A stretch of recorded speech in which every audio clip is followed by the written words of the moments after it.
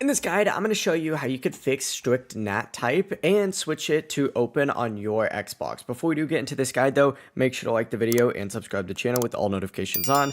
It really does help the channel, it lets us know that you want more content like this. We'd greatly appreciate it, and if at any point throughout this guide you did have any questions, just ask them down in the comment section below and we can help you out further. I'm going to be doing my best to reply to every single comment down there. But first things first, you need to go up to the very top and go to this little settings gear just like so.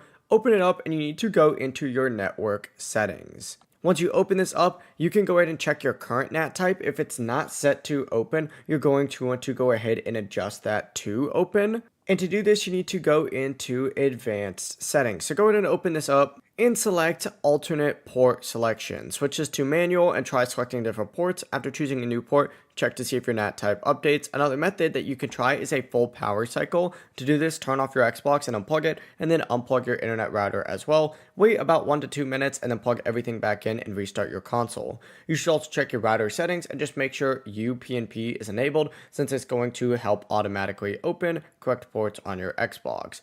If you're still having any connection issues, try using a wired Ethernet connection instead of Wi-Fi, or move your console closer to your router for a stronger signal. But yeah, it really is as simple as that. If you guys did have any questions, just ask them down in the comment section below and we could help you out further. I'm going to be doing my best to reply to every single comment down there. Before you do leave this guide though, make sure to like the video and subscribe to the channel with all notifications on. It really does help us out and lets us know that you want more content like this. We'd greatly appreciate it. Have a great rest of your day though. Peace.